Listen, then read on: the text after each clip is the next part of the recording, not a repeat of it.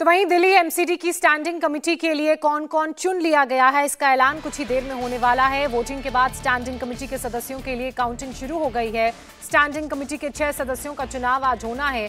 इसके लिए एमसीडी के 250 में से 242 सदस्यों ने मतदान में हिस्सा लिया और 8 पार्षदों ने वोटिंग नहीं की। ये 8 पार्षद कांग्रेस के बताए जा रहे हैं।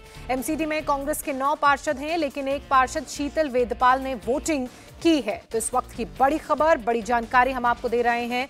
एमसीडी में स्टैंडिंग कमेटी के सदस्यों के चुनाव की वोटिंग पूरी हो चुकी है।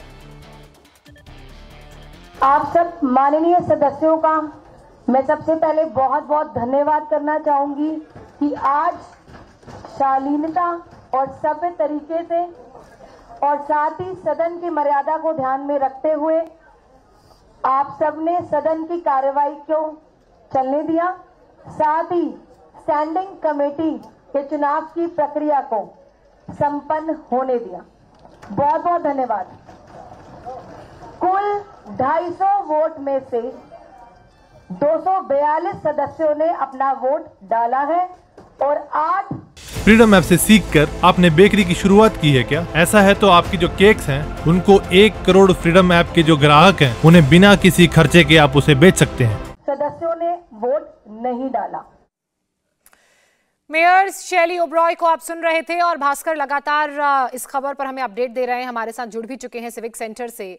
भास्कर, बड़े इंतजार के बाद स्टैंडिंग कमेटी के सदस्यों के चुनाव की प्रक्रिया पूरी हुई है। अब रिजल्ट के लिए और कितना इंतजार करना पड़ेगा? मुझे लगता है तकरीबन 30 मिनट करीब का वक्त लगेगा। स्टैंडिंग कमेटी में जो काउंटिंग होती है उसके लिए वो थोड़ा सा कॉम्प्लेक्स प्रोसेस होता है। वोटिंग की जो ये प्रक्रिया होती है ये प्रेफरेंस के हिसाब से वोटिंग होती है। जो मतदान करने के लिए जाते हैं पार्षद, उनको प्रेफरेंस अपना देना पड़ता है, किस कैंडिडेट को पहले नंबर पे रखा है उन्होंने, किसको दूसरे नंबर पे रखा है। और जो भी प्रेफरेंस है उसकी वैल्यू अलग अलग होती है। जैसे फर्स्ट प्रेफरेंस पे अगर कोई है तो हो सकता है कि वोटों की जो गिनती होगी उसमें 28,000 काउंट किया जाएगा, लेकिन जो सेकंड प्रेफरेंस पे होगा उनका 24,000 होगा। तो इस तरह से अलग अलग प्रेफरेंस की जो गिनती है वो अलग हिसाब से होती है। तो इस हिसाब से वक्त लग सकता है, लेकिन मोटा मोटी जो समीकरण है अगर उसको देखें तो एक कैंडिडेट को जीतने के लिए फर्स्ट प्रेफरेंस का 35 वोट चाहिए। और उस हिसाब से अगर भारतीय जनता पार्टी की बात करें तो उनके पास 106 कंफर्म वोट वो पहले से ही मान के चल रहे हैं। उस हिसाब से उनको तीनों कैंडिडेट जीत रहे हैं। और इसके बाद जो बारी आती है आम आदमी पार्टी की, आम आदमी पार्टी 4 कैंडिडेट को चुनावी मैदान में उतारा है स्टैंडिंग कमेटी के लिए। 3 कैंडिडेट जो है उनको वो कंफर्म है, वो पहले से ही जीत रहे हैं। चौथे की लड़ाई वो लड़ रहे थे, लेकिन उसमें बहुत ज़्यादा सफलता हासिल नहीं होगी जिस हिसाब से भारतीय जनता पार्टी का दावा है। और ये माना जा रहा है कि स्टैंडिंग कमेटी का जो परिणाम आएगा वो 3-3 की बराबरी से रहेगा। और इसी को एक तरह से रोकने की या यही करने की कोशिश की जा रही थी। भारतीय जनता पार्टी की ये कोशिश थी कि ये 3-3 पे ये मामला आ जाए, और आम आदमी पार्टी की ये कोशिश थी कि कम से कम स्टैंडिंग कमेटी में जो 6 सदस्य चुने जाते हैं हाउस में, उसमें उनके 6 सदस्य चुन के आ जाए। इसके बाद बारी आएगी जोन की, जहाँ पे संख्या जो है अब भारतीय जनता पार्टी के पक्ष में है, ऐसा भारतीय जनता पार्टी कह रही है। 5 जोन में उनके पास क्लियर कट मेजॉरिटी है।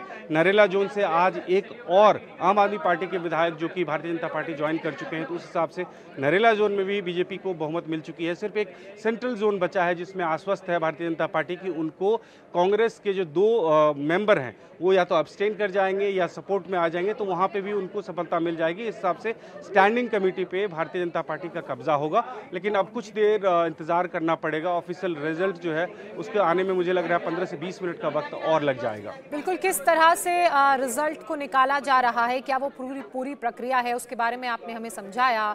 और जिस क्रॉस वोटिंग का डर लगातार आम आदमी पार्टी को सता रहा था, क्या वो भी एक बड़ी चिंता का विषय बन सकता है? बिल्कुल, जब एक वोट की लड़ाई थी यहाँ पे, और इस बार एमसीडी का जो रिजल्ट आया था उसी दिन से ये तय हो गया था कि सदन में मेयर और डेप्यूटी। फ्रीडम ऐप से सीखकर आपने बेकरी की शुरुआत की है क्या? ऐसा है तो आपकी जो केक्स हैं उनको 1 करोड़ फ्रीडम ऐप के जो ग्राहक हैं उन्हें बिना किसी खर्चे के आप उसे बेच सकते हैं। चेयर की लड़ाई नहीं होगी, लड़ाई होगी स्टैंडिंग कमेटी के लिए कि स्टैंडिंग कमेटी में कौन ज़्यादा से ज़्यादा सदस्यों को जिता ले, जिससे कि जोन पे उनका कब्जा हो और साथ में मिलकर स्टैंडिंग कमेटी का चेयरमैन उनका हो, जिसके बारे में ये कहा जाता है कि सारा जो पावर है वो स्टैंडिंग कमेटी के पास में होता है। कुछ भी नया काम करना हो, कोई भी नया प्रस्ताव जो लाया जाता है एमसीडी में, वो स्टैंडिंग कमेटी के जरिए ही लाया जाता है। स्टैंडिंग कमेटी में पहले पास होता है, फिर उसके बाद सदन के पटल पे रखा जाता है और वहाँ पे पास किया जाता है। तो इस लिहाज से कोशिश ये थी आम आदमी पार्टी की कि एमसीडी की सत्ता उनके पास में है और स्टैंडिंग कमेटी अगर उनके पास में नहीं आती है तो इसका मतलब ये होगा कि एमसीडी जीत के भी वो हार गए और भारतीय जनता पार्टी का मेयर बेशक ना हो सदन में, और अगर वो स्टैंडिंग कमेटी जीत जाती है तो इसका मतलब ये होगा कि एमसीडी का चुनाव हार के भी वो एमसीडी जीत चुकी है। तो ये स्थिति ना आए, ऐसी कोशिश आम आदमी पार्टी के द्वारा की जा रही थी। उसमें ये भी एक कोशिश हुई कि जो भी पार्षद आएंगे वो वोट करेंगे और उसका एक प्रूफ दिखाएंगे, जिससे कि ये ना हो कि क्रॉस वोटिंग हुआ है। स्टैंडिंग कमेटी में जिसका दबदबा रहेगा वही पार्टी असल मायनों में जीतेगी, हम सभी को मालूम है और पूरी जद्दोजहद इसी की। इंडिया टीवी हर वक्त हर जगह डाउनलोड करने के लिए सर्च करें India TV news Google play store या ऐप स्टोर पर।